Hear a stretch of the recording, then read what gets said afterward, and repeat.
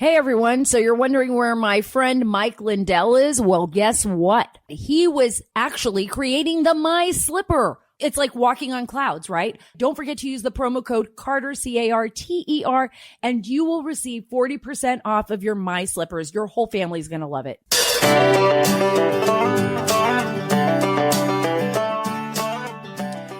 Today, I'm going to focus on Afghanistan. I've been wanting to do this for some time, and I'm so grateful that I have two really phenomenal guests on the show today. I have Simone Ladine. She is a senior fellow with the Middle East Institute. She is also former Deputy Assistant Secretary of Defense for the Middle East. I've known her for quite some time. She's a remarkable lady. You all are going to get more by me having her on this show. You're going to really understand Afghanistan, what it meant for us as a nation, why we're leaving now, what our fears are about what's going to happen when you hear Simone Ladine talk.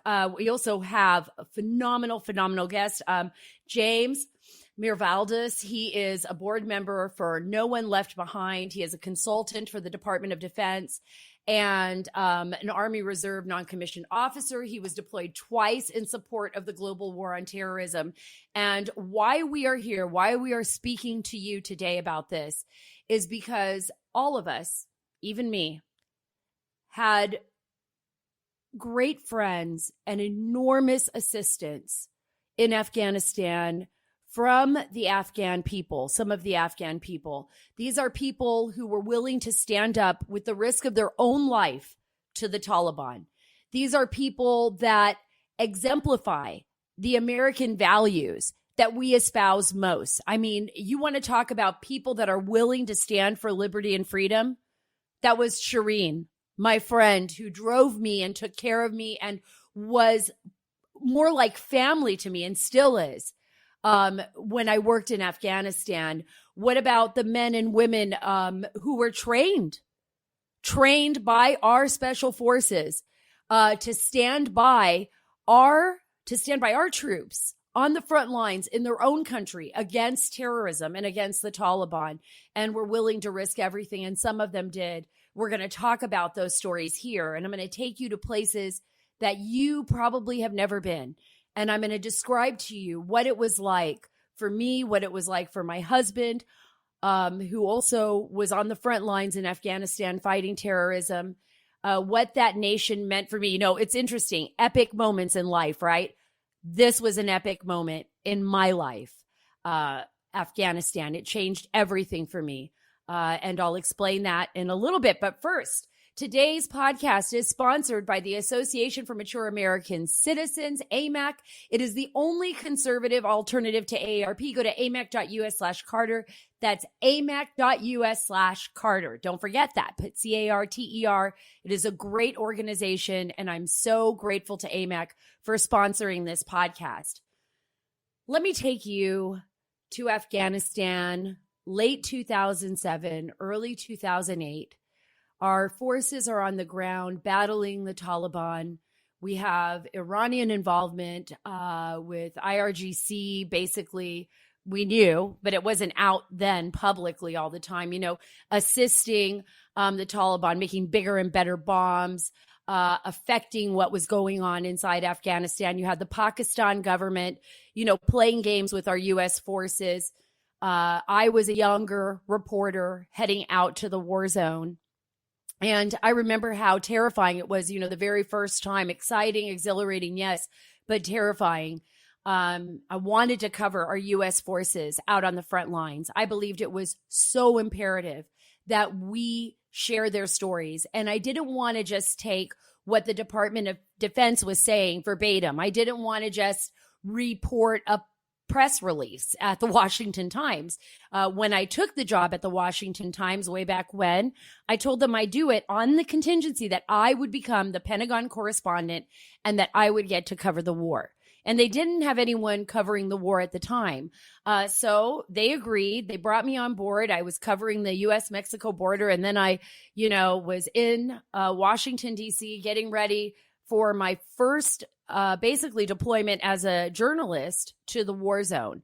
And believe me, I did training. I went to special classes. I was taught, emergency first aid, battlefield first aid, all of that stuff. But nothing prepared me for what I was about to experience. I remember flying in on a C-130.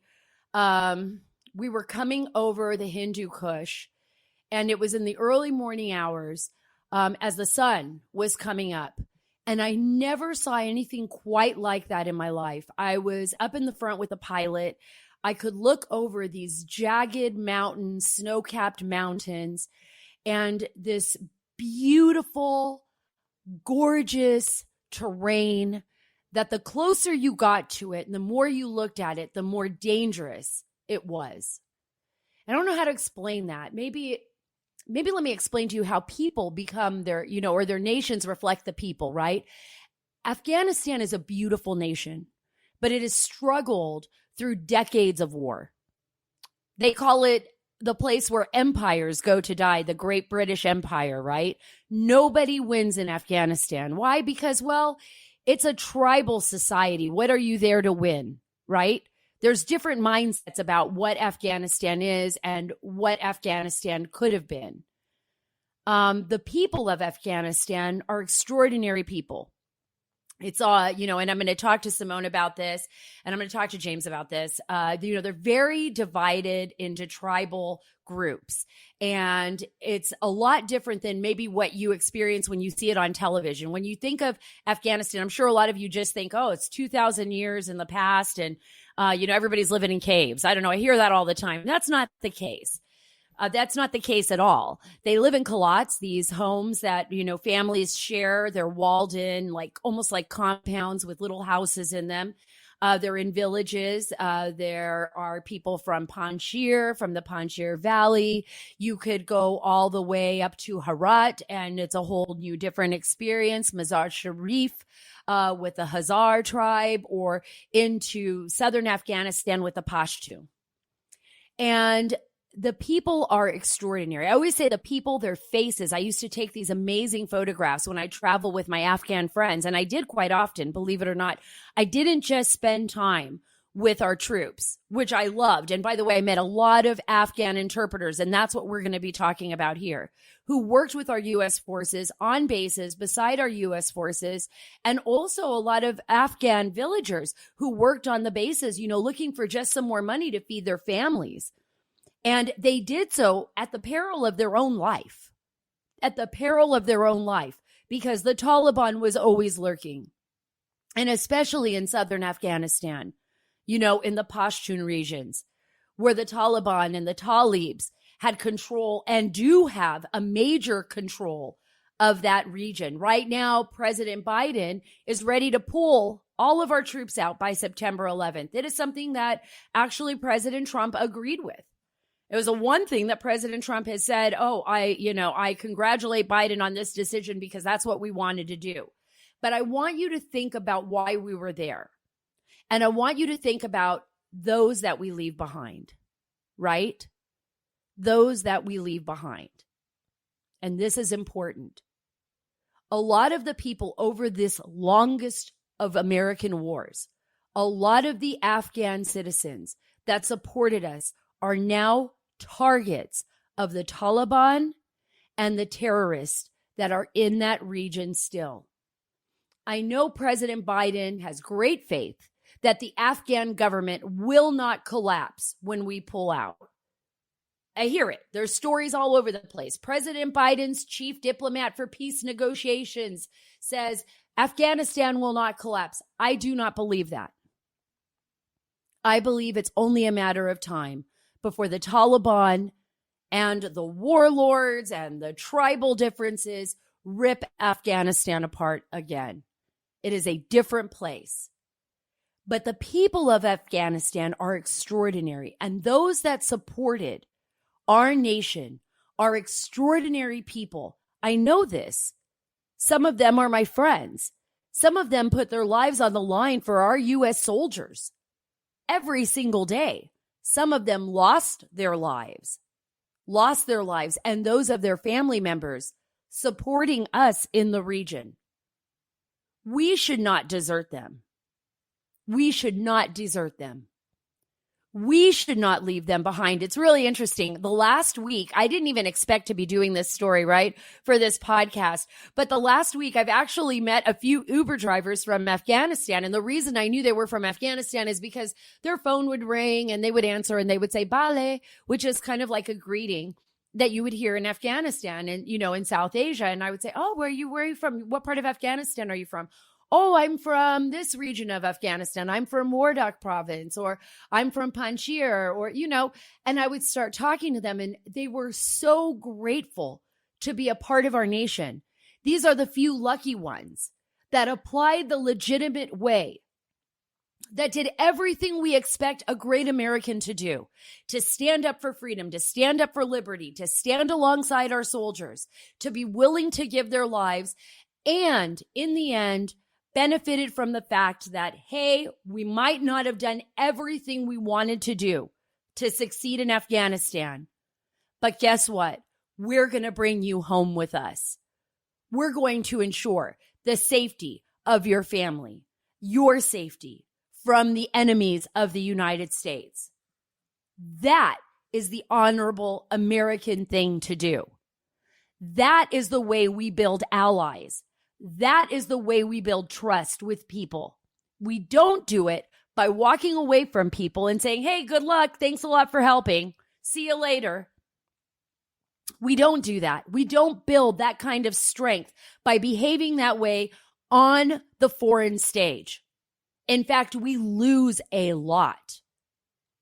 Remember what was happening in Pakistan.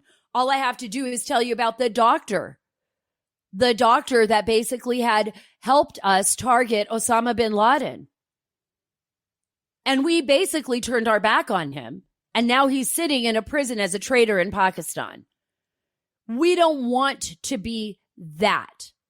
We want to be able to offer the Afghan people who assisted our U.S. forces on the ground and the United States fight the war on terror, target these terrorists that were meaning and still mean to harm our country. We want to offer them an opportunity for them and their children to live out their lives without the threat that the Taliban will destroy them. And that is why I am here today. I want to take you into that world. I want you to go on that ride with me, to Mazar Sharif. I want you to see what I've seen, to travel through Salong Pass with the Afghans that I trusted that are like family to me. I know it's hard to believe, huh? Some people would say, how could you trust someone, the way that you did? And I said, because when you reach a point in your life and you're working out overseas, sure, it's difficult, but there are some people that live by the same principles that you do, that would not turn their back on you, that would be there for you, even in the end, would be willing to sacrifice themselves for you. And those were the people that I knew. Those were the people that I worked with in Afghanistan. And many times they proved it to me over and over again as a journalist and as a friend. And we are still friends. And I just wish I could have gone to some of their weddings. But I get wonderful pictures and I see, their children now, and I'm in communication with them and I understand how terrified they are. One of them, in fact, wrote me just this week saying, how terrified they were and that their uncle, who was a taxi driver in Afghanistan, in Kabul, had been killed by people that opposed a government by the Taliban, is what he is saying. So this is a real threat. This is a real issue for those that helped the U.S. And that is why I have Simone Ladine on today and James Miervaldis today to talk to us about this, to fill us in on what's going on. And then I'll be back with so many more stories for you. I promise I'll share the story of how my husband and I met in Afghanistan and the friends that we had there and some of the really incredible journeys that I went on and things that I was able to see. Again, Simone Ladine is a senior fellow with the Middle East Institute. Remember, she's a former Deputy Assistant Secretary of Defense. Really excited to have her on the show. And James is a board member of No One Left Behind. He's a consultant for the Department of Defense, and he is here to tell us why we should care about our friends in Afghanistan and those that were willing to put everything on the line to help us fight the war on terror. I've warned you about home title theft before. I said, you better get home title lock because it's coming. Well, if you're on Facebook, that big breach is here. Facebook had 500 million accounts exposed to cyber thieves. And according to a retired FBI cybercrime expert, everything thieves need to take over as the new owner of your home was leaked. That's it. Your name, address, personal information, it's out. The thief forges your signature on a quit claim deed stating that you sold your home to him. He'll leave you in debt or even have you evicted. Do what I did and protect your home's title with Home Title Lock. Go to HometitleLock.com and register your address to see if you're already a victim, and then sign up for 30 free days of protection during this high-risk breach. Again, go to HometitleLock.com and use the promo code RADIO, RADIO. That's HometitleLock.com, promo code RADIO. First of all, Simone and James, thank you so much for being a part of the Sara Carter Show. I'm so grateful to have you on today because I think this is a subject and one that is so important to me and one that I've been focused on actually since I first started reporting early on when I was at the Washington Times. So thank you so much for being with me today. And I just want to tell you how grateful I am that there are people out there fighting for our Afghan interpreters and those that helped our U.S. forces fight the war on terror. Thank you, Sara. Really pleased and proud to be here today. Yeah, thank you so much, Sara. Thank you. I want to start with you, James, because we haven't had a chance to really talk.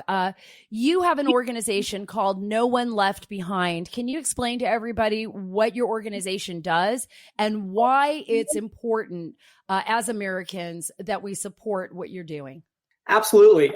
So the organization No One Left Behind, our website is nooneleft.org, focuses on resettling and keeping America's promise to Afghan and Iraqi combat interpreters who come here to the United States through the Special Immigrant Visa Program.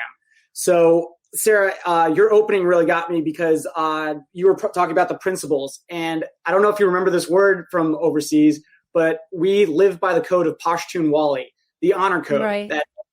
That's centuries old, where when I was in Afghanistan, the Afghans treated me like a guest. Because, yes, I was an American. Yes, maybe they didn't want me there, but I was still in their home. And that is something that our co-founder, Janice Shinwari, has instilled in the organization. Again, we are all volunteers, so we all have day jobs, but this mission is so important. We work hand in hand with 5 SIV ambassadors around the country who are like community liaisons. And what we do is two core missions. The first is getting everyone over here that can get through the special immigrant visa process. We'll talk about the 14 steps and how ridiculous the standard is for this to get the visa. On the second end, how many of them, James? Really quickly, how many visas do they offer a year? Because when I first started working on this, when I first exposed the story, there were only 50 visas a year, and every single Afghan interpreter that I spoke with when I was in Afghanistan was like, "Oh, I'm going to the United States. That's why I'm working for the U.S." And I would think like, "Wow, are we really giving that many visas?" And then I found out, and I was stunned. Yeah, Sara, you're right. The last appropriation included 4,000 visas, but that's still at a deficit for the roughly 10,000 people without a visa that have applied for through this process. So let's back up. So Congress had appropriated roughly 10,000 visas at the end of last year, right? You had about 17,000 people in the queue. We're just talking Afghanistan. Iraq is a whole nother issue.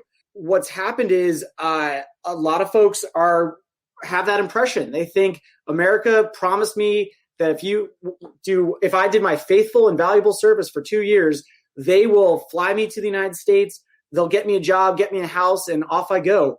The reality is much, much different. And so to that point, Sara, for a number of the families, and just so your listeners know, approximately 30,000 SIV families have successfully resettled in the United States over the last 12 years, or at least going back to 2007 when you said there were 50 visas. So this program is it's always been kind of like an afterthought where Congress scrambles at the last minute and says, oh, we have to appropriate visas. And then they put it in the National Defense Authorization Bill or the Center for Foreign Operations appropriations.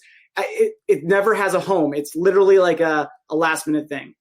Right. And so now the fear is that once we pull out by September 11th, and on Simone, I'll go to you on this. Once we pull out on September 11th, we're going to be left.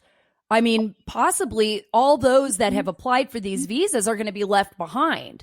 And we're going to be left holding the bag here, wondering like, well, what happened to all the promises that were made by our commanders and others that we would do everything we could to get those that supported the U.S. mission in Afghanistan home? That's right. And I would say it's not a maybe. We've got 18 weeks to go.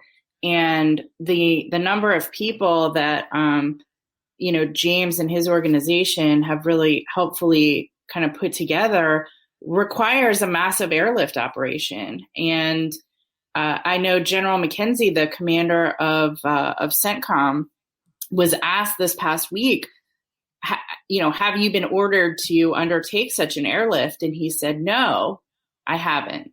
So it's clear that they are not planning to meet the moral obligations that we have set out for ourselves in order to save these people from what's coming. I find it's so disheartening if we don't find a way to do this. When I think of the airlift operation, my mind goes to Vietnam, right?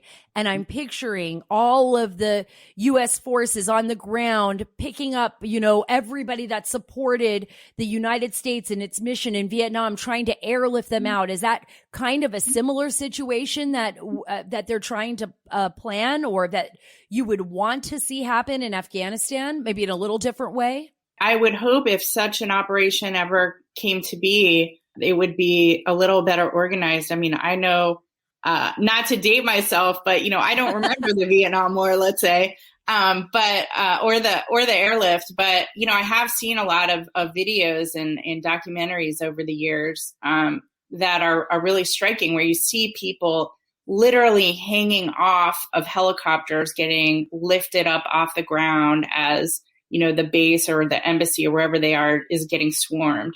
That's not an image that any of us wants in Afghanistan. And I know, having served in Afghanistan myself, I did 2 basically 1-year tours since September 11th, 2001.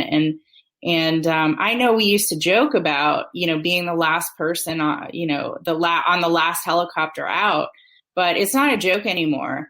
And to be 18 weeks away from our last day on the ground, let's say, and to not have a plan in place and not having any orders to execute such a plan, we're really in a desperate, and those people, specifically those people who have saved countless American lives, are really in a desperate situation right now.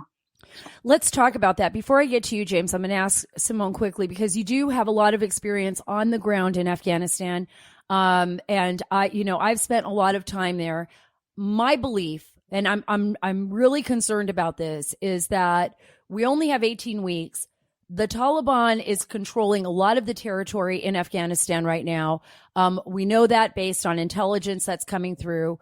I'm seeing stories where, the president's envoy and others are saying, the Afghan government won't collapse. I'm not too sure about that.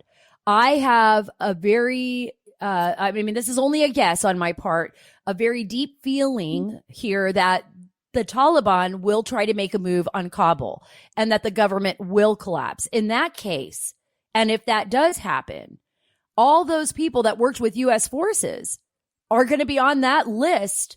They will be killed by the Taliban. There is no doubt in my mind. Sara, I could not agree with you more. I think there are a number of troubling statements that have been coming out of the Biden administration with respect to this Afghanistan decision. I think it's complicated and emotional and sad. And I think good people can disagree on if we should pull out or not. But I would have expected a higher level of transparency from the U.S. government, especially, as you consider what our veterans and what our Gold Star families really, deserve at this point after 20 years of war. So yeah, I agree with you. I don't have a lot of confidence that the central government will be able to hold. And I think that it's irresponsible just to say as dismissively as they are saying that, yes, they will not have a problem. Of course they will have a problem. That's why they've wanted us to stay all these years. And the other thing, which I know we're not really talking about today, but I think is also important to mention, is the concept that we can conduct counterterrorism operations from outside of Afghanistan, which is what we're being told. Having worked in counterterrorism for many, many years now, Sarah, I can tell you that's not accurate. I also would point to the recent testimonies of several of our 4-star generals who have said the same. So it's really disappointing after the sacrifices that so many have made, including you and your family and your husband, that we are not being given the whole story. And I'm very pessimistic about what lies ahead in Afghanistan. Me too, Simone. And James, and when you hear that, when you hear Simone kind of lay it out like that, and you think about the possibility of what can happen, because we're still uncertain. We're guessing that things will turn for the worst, maybe. But if it does, and we haven't taken care of the interpreters and those that have worked with our U.S. forces, what will happen? What is your worst fear? The evidence that we have coming through directly from Afghans, applicants, and people who worked with the United States in Afghanistan and Iraq, actually, flooding our Facebook inbox and info at nooneLeft.org account. It's bad. We've got a couple hundred requests in the last 48 hours, which is certainly a spike, citing death threats. They're worried about their families. To that point, No One Left Behind conducted research last year that was that highlighted 300 different instances of translators or their family members being killed specifically because they worked with the United States. The good news is that this research has been cited to the House Armed Services Committee in testimony, and Brown University's Cost of War project validated it. They included their own study on this SIV program. And this is probably a low estimate. We get pictures of beheadings. We get pictures of our stories about kidnapping. I mean, we are the only avenue for these allies to reach out to. We actually just got a story about how a civil affairs officer first heard about No One Left Behind in Afghanistan from the Afghans. And they explained to him, we're the only organization giving them hope because they've given up on our government. It's a lot.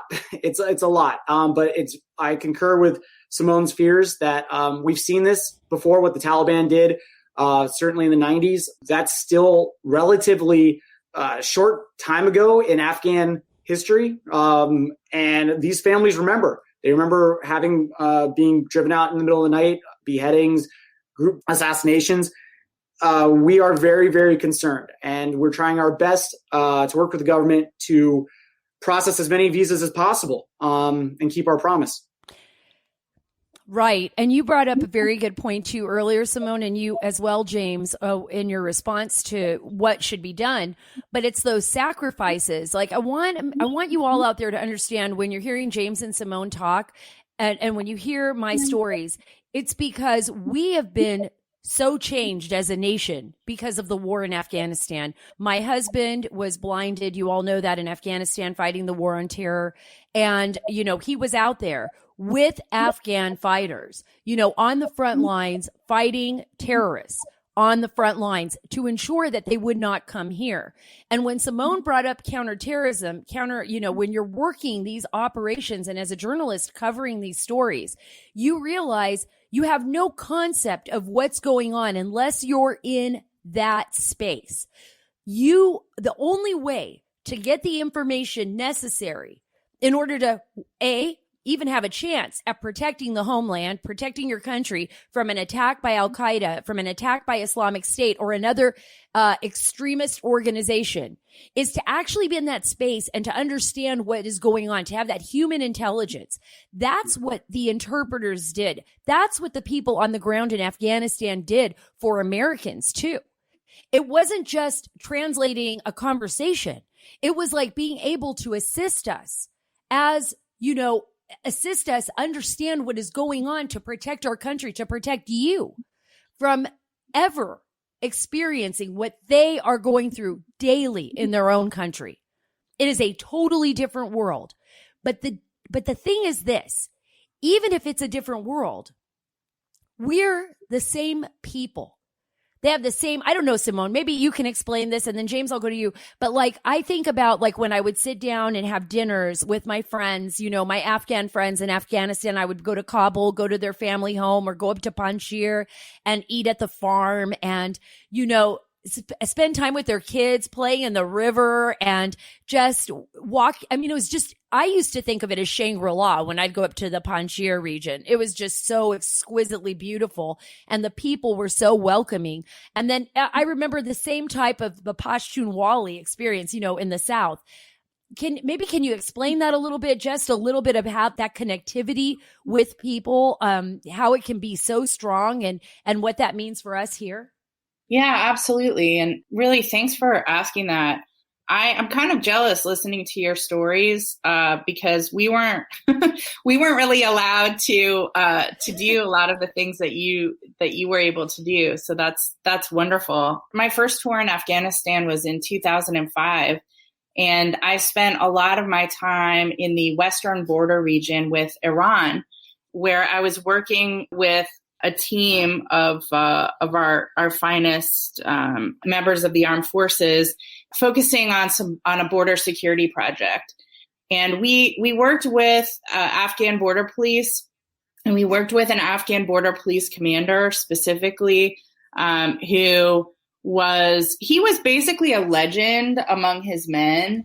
He had one eye clouded over, which was a remnant of his days fighting in the Mujahideen, fighting the Soviets, because we, the CIA, this is all public now, gave them a lot of weapons to use. And there's one specific weapon that they gave to the Mujahideen that would unfortunately injure eyes. So there are a lot of, men of a certain age walking around with clouded over eyes. And when you see that, that they were in the Mujahideen back in the day.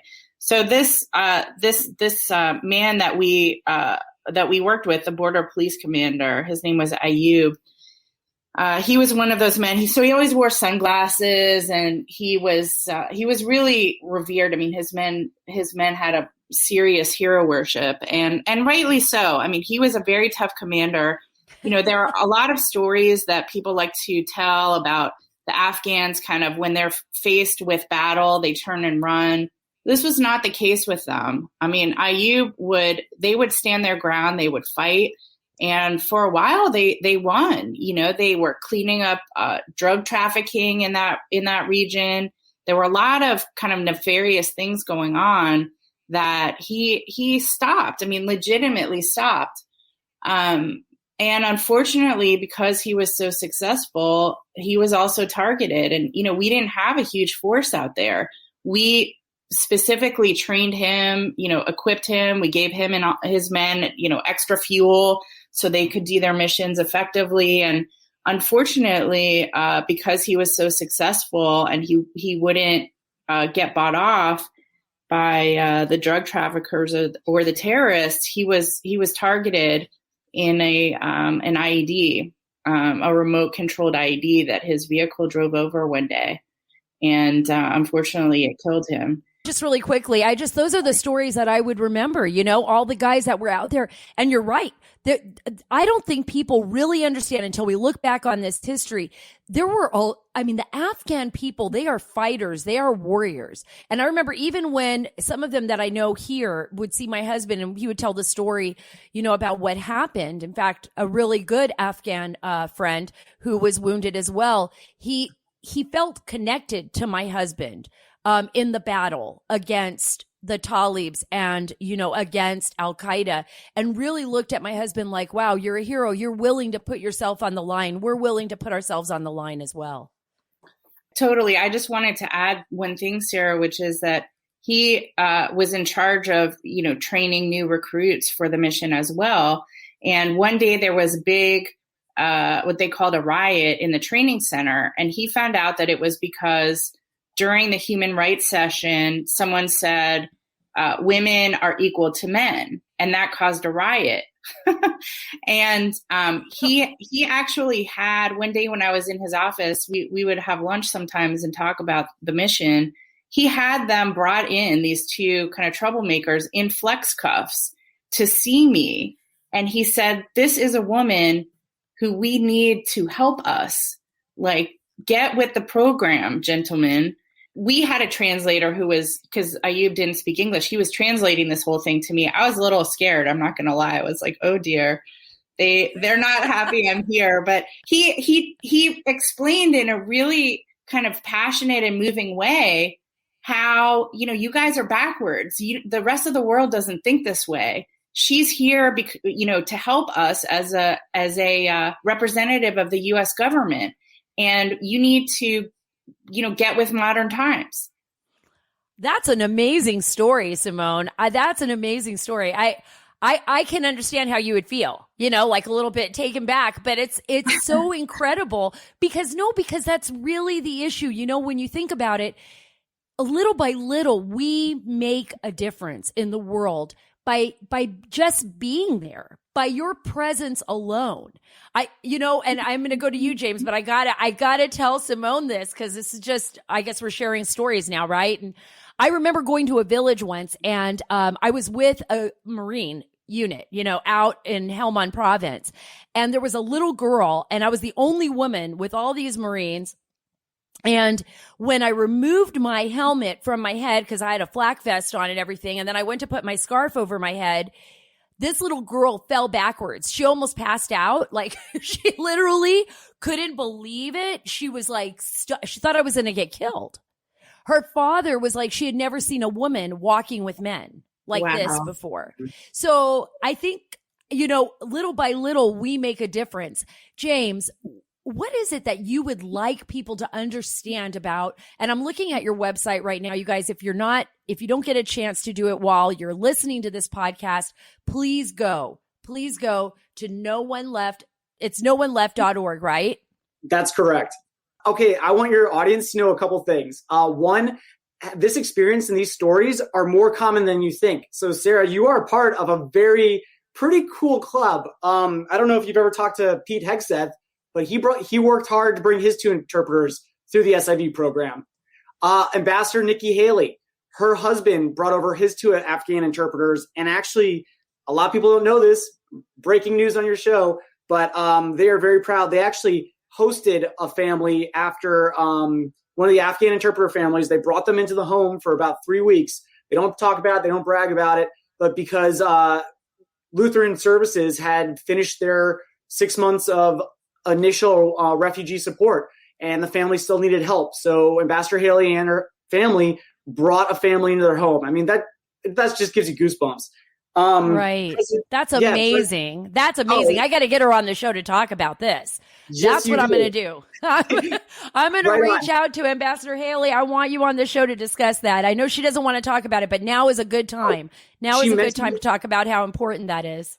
Yep, she mentions a little bit about this in her book, and she brought it up in her nomination hearing back in 2018. But yeah, it's incredible, just that bond and that spirit. President Trump saluted two Afghan interpreters at two different Medal of Honor ceremonies for Special Forces soldiers at the end of his administration. So it just more and more people have a tie to this that they don't realize. And for those who are overseas, Simone, myself, the millions of Americans that had a uniform on, the millions that didn't, you have a story, and it's part of our American fabric. So just wanted your audience to know this. Number two, these folks are the best examples of legal merit-based immigration. I know a lot of people are focused on what's happening at the southern border. I certainly am. For everything that's happening there, just know that you have allies, American allies, some who've been shot, blown up by IEDs, some who've saved American lives, who are trying to come here the legal right way, and they're being punished for it. They are waiting 3.5 years while they're being hunted by the Taliban. It really confuses me. So this is something we want to highlight and just showcase that, hey, we got to do the right thing by the people we promised. The immigration system is broken. For your listeners, Sarah, I equate what we're trying to deal with like a traffic jam on the Beltway, right? Right.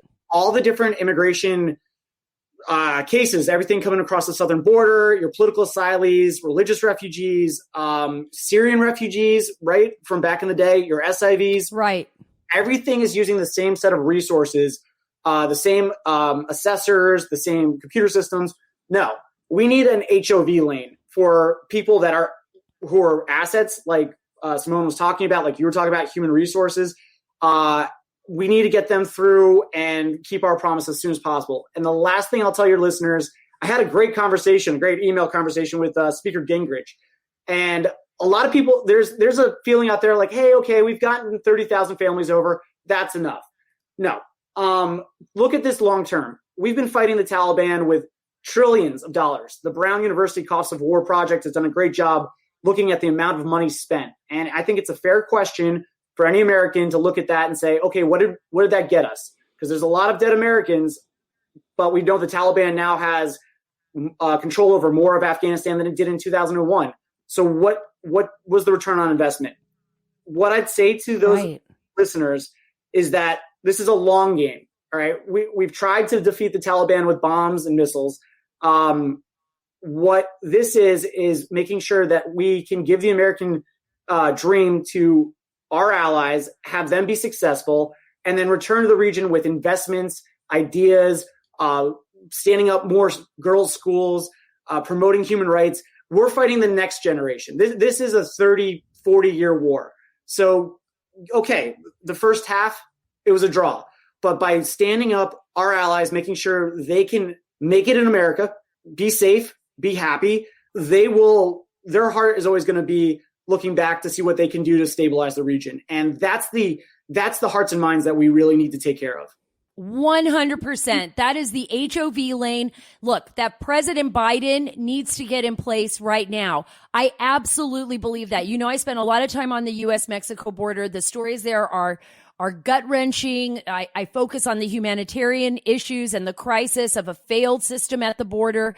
But when we have people who have already applied, who are already going through the checks and clearances that they need to go through, who have proven basically to our country, James and Simone, that they are worthy of being here because they believe in the same principles, the same values that make our country so great. And James, by the way, that's a really great point to say, look, this is a decades long process, maybe even another generation process. I hope not. But when we have so many people here and we expose people to our way of life here, and they take that back, and we work together, when we stand by our allies, they stand by us. But when we desert them, when we fail to live up to our word, we turn people against us.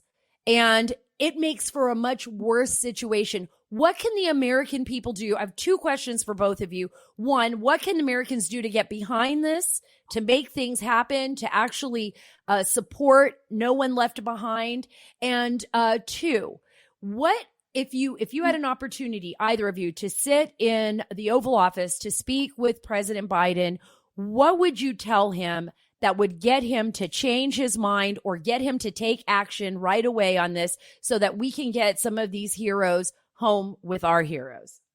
In my opinion, I don't know that there would be a lot of value, unfortunately, in speaking to President Biden about this right now, because it's clear to me that he's made up his mind, and these are not issues that are being prioritized in any way. Even despite the excellent point you made, Sarah, that and James, specifically the propaganda opportunity this is going to be providing to our enemies and our strategic competitors. So I actually think that we might get more if we start bombarding our members of Congress to care about this. Smart. I think that this is why this conversation today is so important, because we want to raise awareness of the importance of this issue. It's not just like, oh yeah, ho-hum, interpreters. No, they're an important part of our fabric. We want them in this country. We want people who have contributed to America already to come and help, continue to make this country great. And especially when we're up against this big border crisis that everybody's concerned about. So I would focus primarily at this point, because of the time frame that we have, on moving members of Congress to take action. And that's, in my opinion, really what we need. But I know that James is the real expert on the nuts and bolts of how to do this. Unfortunately, the process that has been in place to now, we just don't have time to continue using that. We are talking about the requirement for a massive airlift operation at this point, and we need people to really get in gear and start. First of all, approve it, and second, move out and execute it. Who would do that, James? Who would be the person to approve it, to execute it, and to make it happen? What do we need to do? Well, Sarah, you saw it. General McKenzie asked for an invite to the dance. He said it last Friday. The DoD has assets. It's got capability. This is a State Department function, right? It stops with the Secretary of State. So Secretary of State answers to President Biden. Those are the two main folks running this operation at this moment. But to Simone's point, she's 100% right. We need actually our senators to really come together. We've been working very hard to make this a bipartisan effort. Senator John McCain was the one who first started this program with Senator Kennedy back in 2007 for the Iraqis. So Sarah, coming back to the beginning of the show when you said there were only 50 visas, that was that program. 2 years later, wow. 2 years later, Senator McCain created the Afghan Allies Protection Act with Senator Shaheen. Unfortunately, when Senator McCain passed, very few Republicans stood up. So we've been working really hard with Senator Ernst as a combat veteran herself, Senator Cotton, combat veteran, and Senator Graham. I can now tell you a quick story. I had the pleasure of keeping Senator Graham safe. I was his on a security detail for a very brief visit to the Justice Center in Parwan. And I know the senator, he's worked with interpreters on his multiple times overseas. So again, we really are just looking for leadership coming together, the Senate coming together, bipartisan. I know it's a hard word in this day and age, but this is one of those issues that cuts through everything. What you can do, go to nooneleft.org. We're going to have calls to action. You can see our videos. I'd also ask you to tune in. CBS Thursdays, 8:30 p.m. There's a show called The United States of Al. Sarah, it's a comedy about 20 years of war and bringing over an Afghan interpreter. And I'm sure you're like, how is that even funny? Believe me, it is. Oh, it can be funny. It can be. The writers are from The Big Bang Theory. They work very closely with a military liaison, a gentleman who's been just such a strong advocate for SIVs all his years. His name is Chase Millsap. And I want to bring this up because Chase graduated from the Naval Academy, deployed to Iraq as a Marine officer, tried to bring over his 2 Iraqi interpreters and failed. And he's still working on that to this day. That experience wasn't enough for him. So Chase became a Green Beret and deployed several more times. In between those duties, he'd come to Capitol Hill. He'd sit with members of Congress and everyone would say, yes, this is something we have to fix. That was years ago. He got frustrated that nothing was happening. So he said, that's it. I'm going to Hollywood. I'm going to put this issue in all of America's living rooms. And so they can't ignore it. And then he did it. So this is now the 5th week. They've got about 5 million viewers. Sara, you're now part of the club because you have this experience with interpreters. I cried at the first episode. I laughed out loud. But but I'm letting everyone know this hurt Chase very, very much. Just the trying to work through the government to get this, just do the right thing, keep the promise. I mean, he talks very bluntly about the personal struggle he had. And this show is a brave show. It takes on 20 years of war, divorce, death, alcoholism, unemployment. It's the VA. It's a big one. And the guide through all this is the Afghan interpreter. I really encourage you to take it out. So last point, Sara, you had asked what I'd say to President Biden. Right. Well, so I would mention to him, I had the opportunity on my first deployment to mobilize out of Fort Bliss, Texas. And we were paired with a unit from the Delaware National Guard. It was his son, Beau Biden's unit. So I never saw, I think he was Captain Biden at that time, but the senior officers did. And that was right at the end. November 2008. So Captain Biden had to be flown back for the election. And then I think he went overseas and then had to go back for the inauguration. My point is, I have an educated guess that his son worked with interpreters in Iraq and would, if he were here today, I think he'd be very, very much in favor of this. So we just, I'd say, Mr. President, we have to get this right some way, somehow. And we've got 135 days. Wow. That was really touching. I actually choked up a little bit on that because it was just, it is a bipartisan issue. This isn't about, I don't want to fight on this. This was a really special show because I believe that all of us, we've been, I think, blessed, and we've also faced our own demons, having dealt with Afghanistan. And it's also that way for the Afghan people, and all of us, every single one of us in our nation has been affected by what happened to us on September 11th. It changed all of our lives. It fundamentally changed our world forever.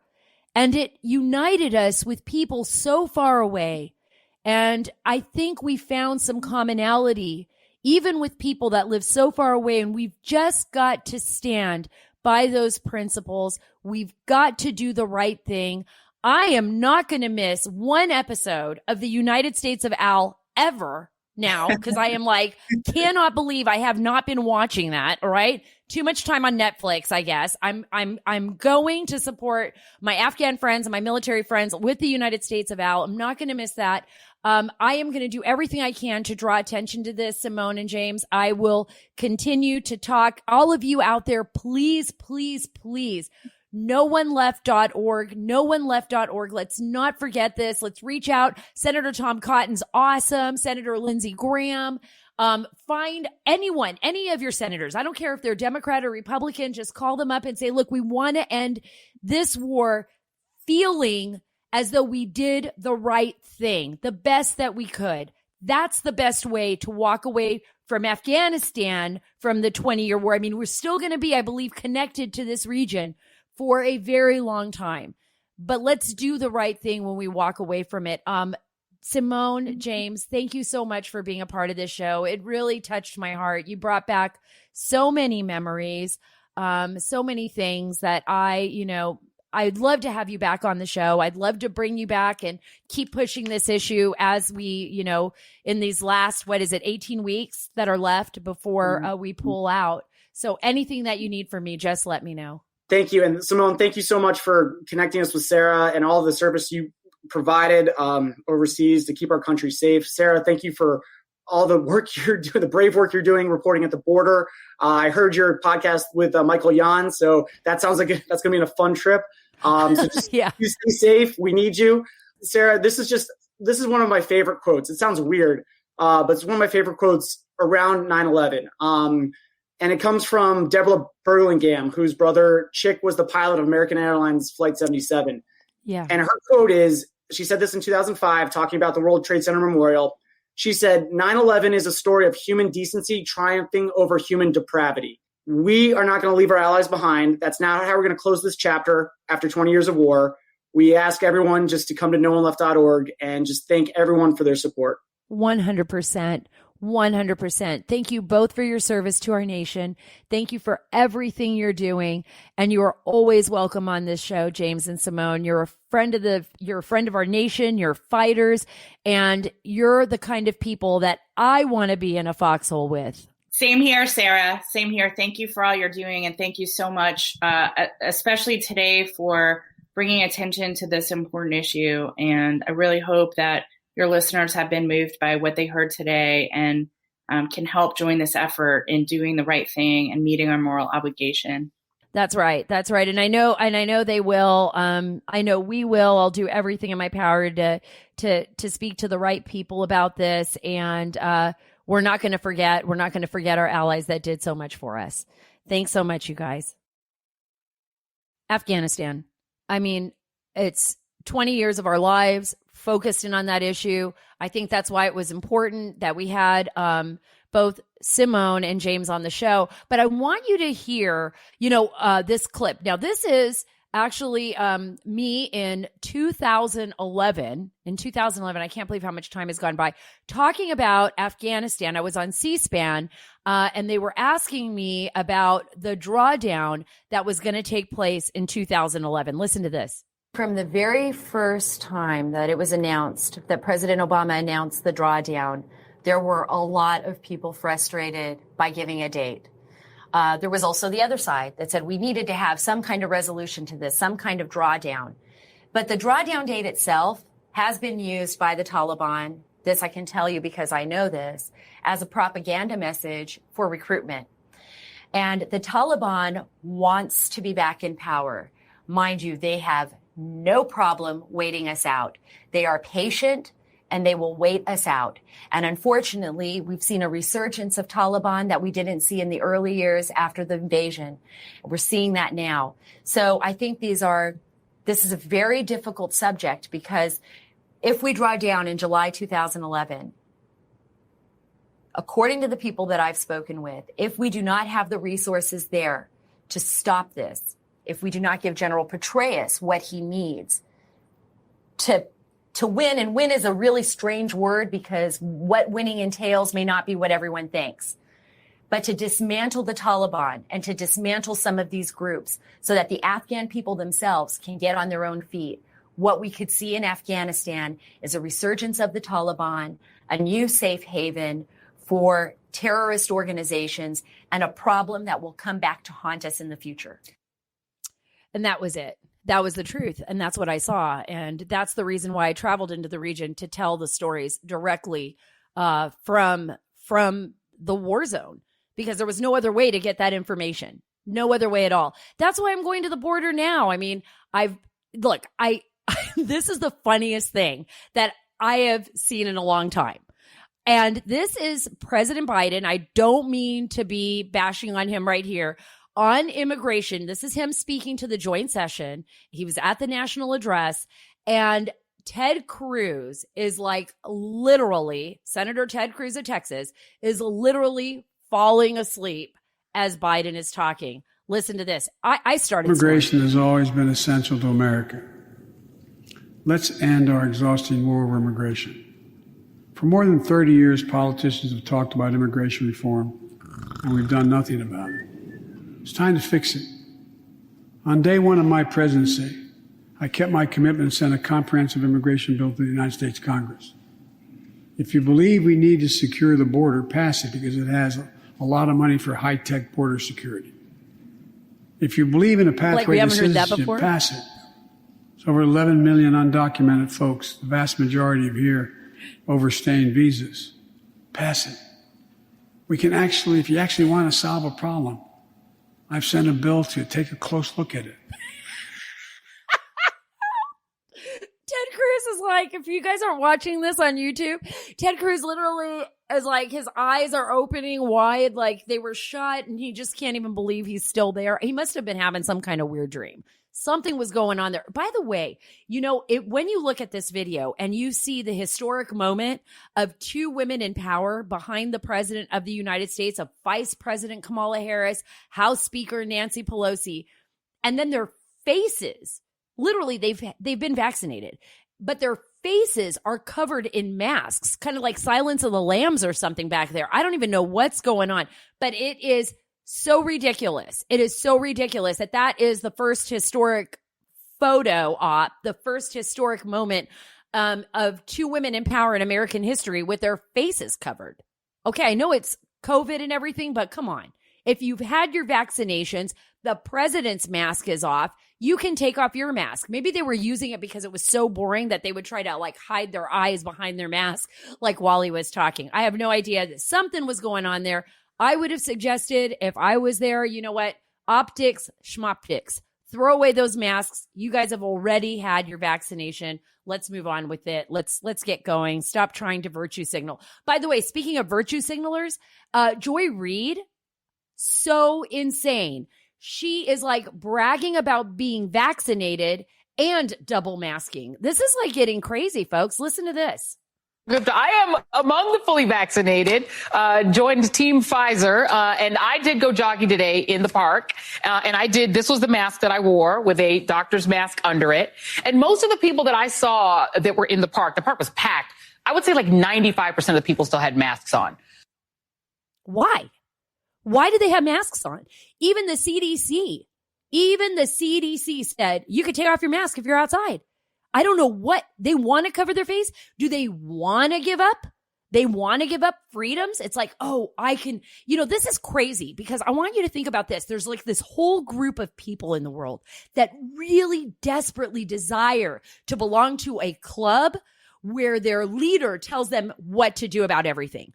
They're like, if Biden walked out and said the best way to fight COVID is that we all wear bubble suits, they would all jump into a bubble suit. If Biden came out or Dr. Fauci came out and said pink really distracts COVID, so wear bright pink outfits, they would want to wear bright pink outfits and then they would wear it every day, even when they found out that it didn't work. They would just do it. That's how easy it is. I never realized I lived really in a world of sheep until this happened. Because even now they're saying, please, you don't need to wear your mask outside. Just stop doing it. But they're like, no, I'm going to be like part of the big club of mask wearers. And we're going to virtue signal. And we're going to make everybody else who doesn't wear a mask feel like a criminal. Yeah, thanks, Joy Reid, but no thanks. You obviously need to belong. You need to connect. You want to be a part of that group. You say, all these ideas about liberty and blah, blah, blah, but really deep down inside, you just want to be like everyone else and you need a leader to tell you exactly what to do. I have no idea why. I personally like my liberty. I have had my vaccination, mask off when I'm outside. I don't run around trying to virtue signal to everybody. I still follow it if it's a private business, but that's it. I'm not sitting there putting my mask on all day long. Last but not least, and before I leave you for today, I really think it's important that we just touch on a couple of things. That John Brennan is definitely a communist. We have to bring that up because the former CIA director, published a recent opinion editorial where he tweeted out and tried to promote this truly anti-Semitic comment. And he, this is just part of the Obama administration. They are communists. They hate our allies like the state of Israel. That's really who they are. They really show you who they are every day. And this is what he said in his tweet. And this was with his New York Times opinion piece, how he said he always found it difficult to fathom how a nation of people deeply scarred by a history replete with prejudice, religious persecution, and unspeakable violence perpetrated against them would not be empathetic champions of those whose rights and freedoms are still abridged. Of course, that's his double speak for he hates Israel and he doesn't want the state of Israel to exist, which is the reason why John Kerry recently went after, we basically heard the truth that John Kerry allegedly leaked a ton of information to the Iranians about Israeli operations. The President Obama, his administration had a disdain for Israel. I think it spilled over into Biden's administration as well. And Hunter Biden is now apparently an educator. He is going to be speaking at Tulane University, which is so crazy, ridiculous. And Rudy Giuliani is, of course, being investigated for being a criminal, one of the greatest mayors of New York. So there, I have left you with something to think about in our upside down world. Thank you so much for being a part of the Sara Carter Show. Remember, you can get all my links at saracarter.com. Thank you for being a part of this podcast. Here at the Sara Carter Show, we are taking the story back.